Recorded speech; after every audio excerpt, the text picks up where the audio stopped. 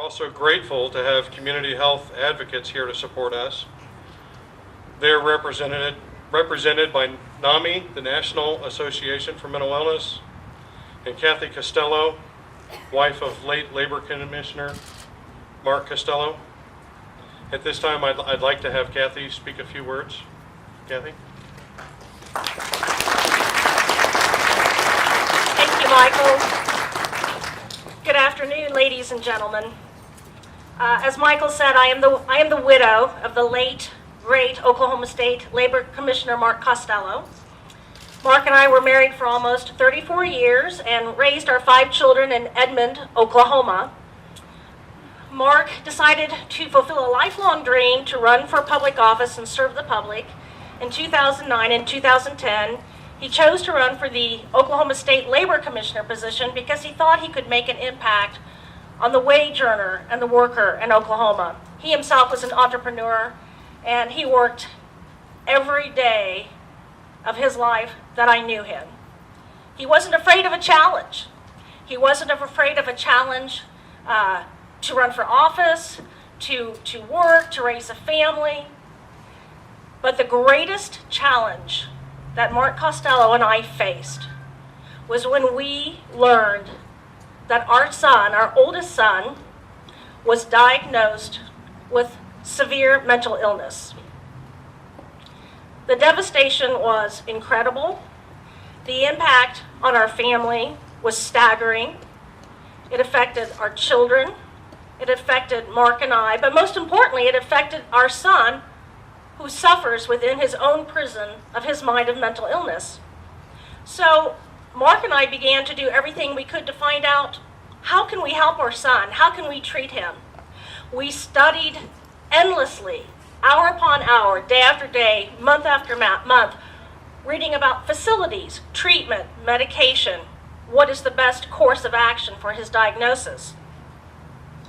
But we were silent. We were part of the stigma. We didn't want anyone to know. He was the labor commissioner. He was looking to run for higher office at the completion of his term. Finally, after suffering for a couple of years, Mark and I decided to attend a NAMI group, National Alliance of Mental Illness at Crossings Community Church.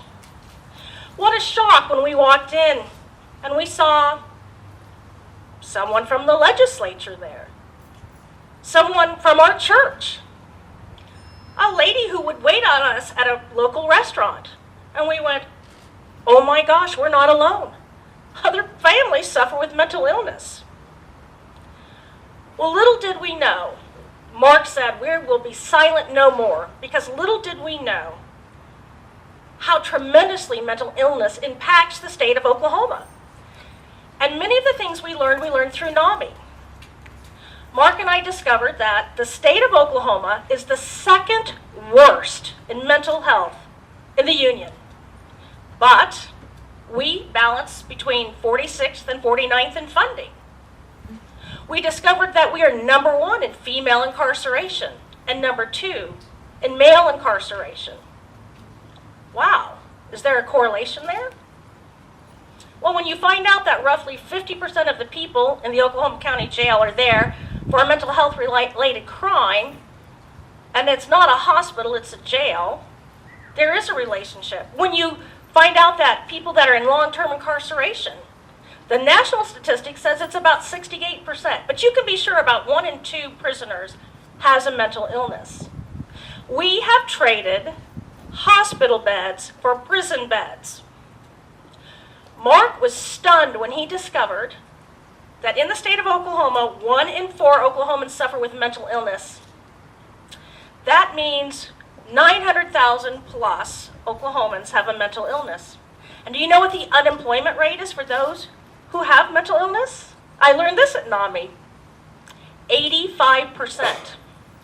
So here's the labor commissioner who cares for the wage earner and the worker, realizing that 1/4 of the population has a great number of people, hundreds of thousands, who are unemployed. Think of the economic, social, cultural impact on our state.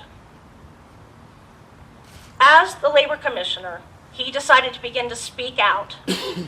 And he started to talk to legislators about mental illness and the epidemic we have in the state of Oklahoma. It is an epidemic ignored. Here's another shocking thing we discovered. The state of Oklahoma has approximately 300 beds. According to the National Advocacy Treatment Centers, the norm should be 50 beds per 100,000 capita. So, Google's a wonderful thing. You can learn so much on Google. I hope everything they print is true, because I believe everything I read. But I Googled the population for Oklahoma in 2017. My friends were pushing 4 million. Okay, let me be a little more exact. 3,974,000 and a few hundred. That math would say we should be closer to 2,000 beds, not 300. Hence, Oakwood Springs. I was delighted when Alicia called me and asked me to come tour the facility and give a talk to her staff at their orientation last week. I was stunned and thrilled and delighted that Oakwood Springs chose Oklahoma to build their facility and recognized the desperate need that we have for beds in this state. But this is not a place that just has beds. Their foundational belief is to treat the person with mental illness with dignity and respect and kindness. They use cutting-edge treatment. They have follow-through after you leave the facility. There are outpatient services available. They treat mental health. They treat substance abuse. They fix homemade meals, cooked meals. Many times people with mental illness eat very poorly or have no money because they've lost their job, because they quit taking their medication, and they had an explosive episode at work, and now they're out on the street. And I know that story because that story happened to my son several times. In April of 2015, my husband went to speak at the Capitol on NAMI Day. And when he came home that evening, I said, "How did it go?" And he said, "Not very many people showed up. A lot of people, they don't seem very interested in mental illness and mental health." He was disappointed. 3 days after he died, I hadn't slept in 3 days, and I wanted to hear his voice again. And I went to the computer and started searching YouTube videos of him speaking, and I came across the 2-minute video of him speaking at the Capitol on NAMI Day, about 4 months before he died.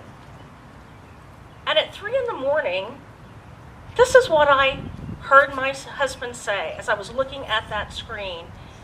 He said, "Many things in life are a mystery. My wife of nearly 34 years is still a mystery to me. And mental health is a mystery. And when we look into the face of a person that suffers with mental illness, we must treat them with dignity and kindness and respect, and we must see the face of Christ. Because if we do not begin to address the issue of mental illness, we do so at our own peril." Mental illness took my husband's life. Yes, his son killed him, but it is because he suffered with mental illness. My husband understood that same philosophy, Michael, that you have here at Oakwood Springs, of treating the person with mental illness with dignity. My husband had a great love for his son. He never stopped trying to help him. He knew he was paranoid. He knew he was oftentimes psychotic. He even knew that it could cost him his life, because we talked about it, but he wouldn't quit trying to help him because he loved his son. My husband would be so delighted with Oakwood Springs. It has brought a lot of joy to my heart this past week after having been here to see this facility, to feel like maybe we're starting to move forward to help our neighbors with mental illness. So I thank you, those of you who have established this facility, those of you who have chosen the vocation, not just a job, but the vocation to work in mental health. And it is a vocation. because it cuts to the heart and the soul of a person who comes in and day out to help people who are struggling with mental illness. I thank you for your dedication. I thank you for coming and helping your Oklahoma neighbors. I thank you for helping Oklahoma be better. I know Mark would be proud of you. I am honored to have been asked to speak today. Please keep my family in your prayers as we struggle to heal and move forward. God bless all of you, and God bless Oakwood Springs. Thank you.